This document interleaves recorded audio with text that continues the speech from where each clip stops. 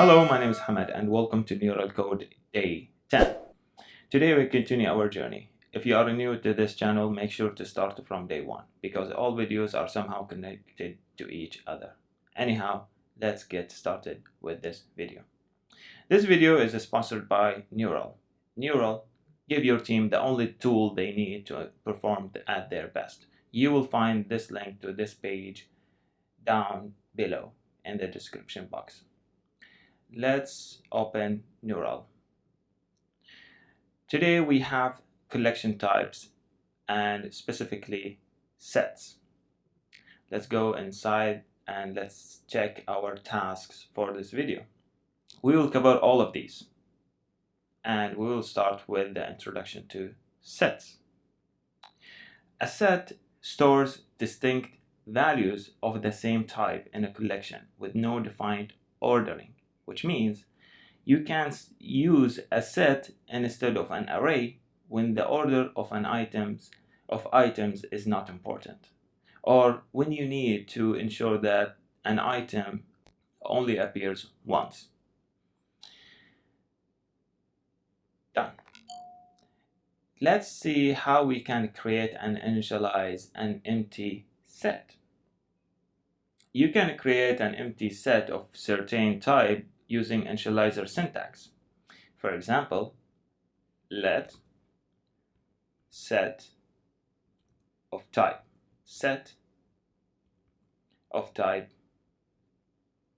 string, and then equals to set of type string and open parentheses.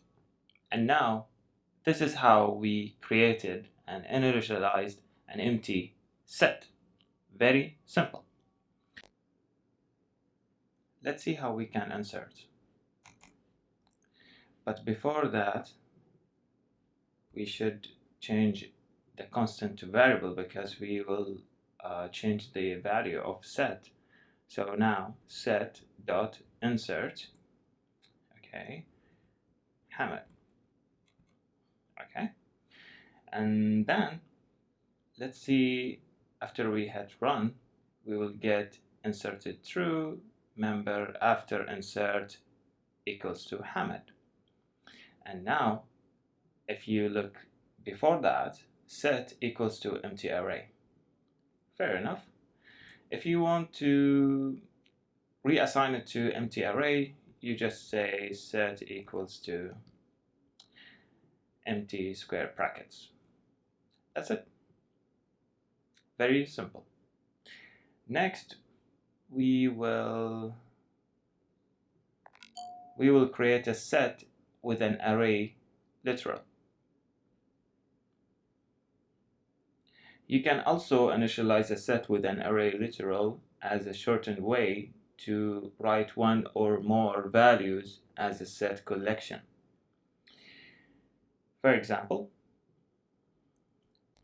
let's see how we can create a set of an array literal. Set equals to square brackets Hamad, Alex,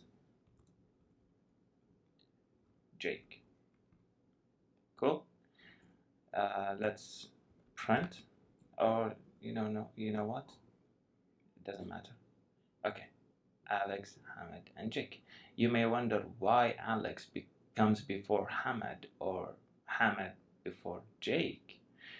As I told you in the beginning, set is in order, where array is ordered. Checked. Now, how we can access and modify a set? It's pretty simple. For example, let's see how many of items that we have inside set. Set dot count. Print equals to 3. Awesome. Now, what if we want to check whether set is empty or not? If set dot is empty, print yes.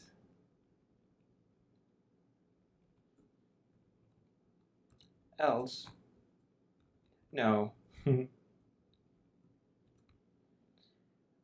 Hit run again, no, because now set is not empty.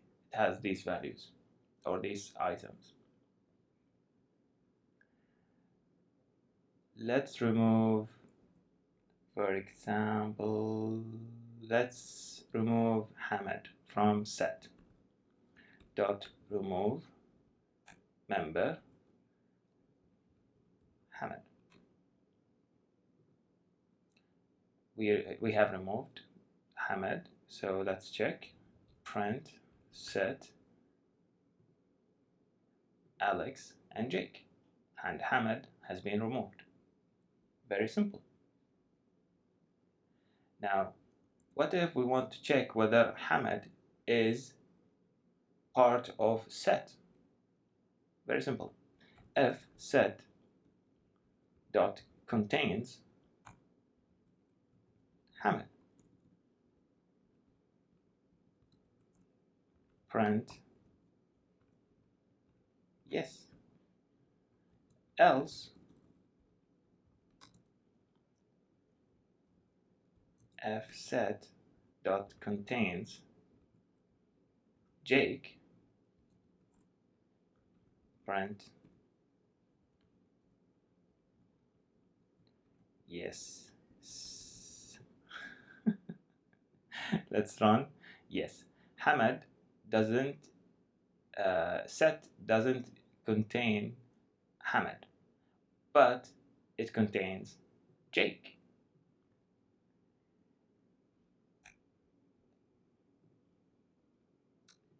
Next, we have how we can iterate over a set.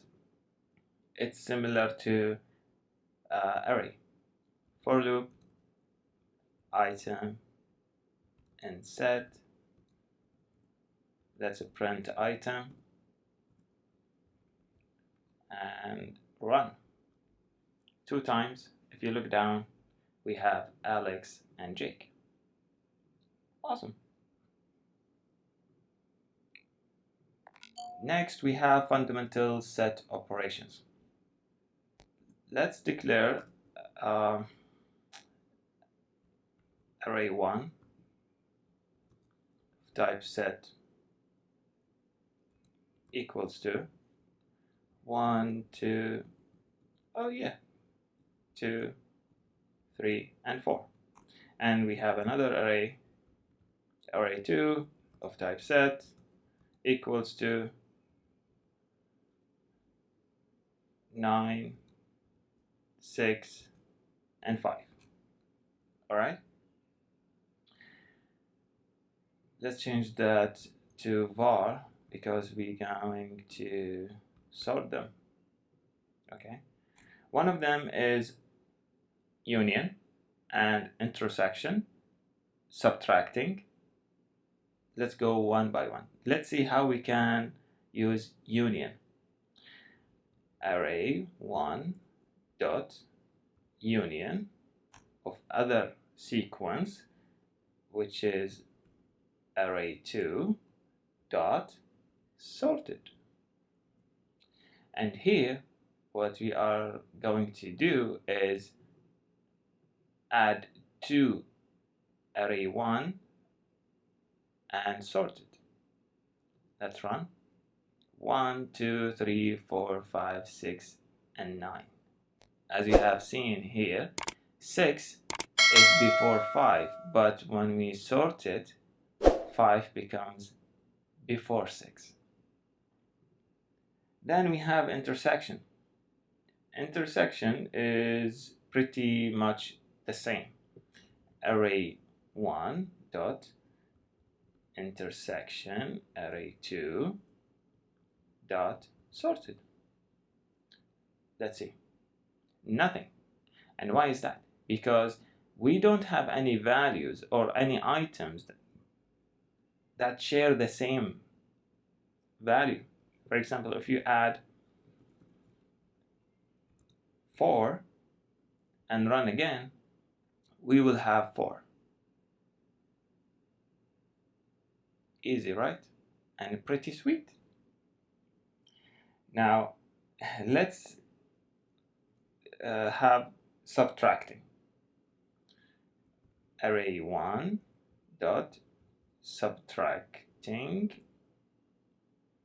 array2 dot sorted. We should get 1 and 2 and 3. And why is that? Because array1 has 1, 2, and 3. But in array2, 9, 6, and 5. Okay? If these values are in here, like 4, it will be subtracted from array1. So that's why you get 1, 2, and 3, and not also 4.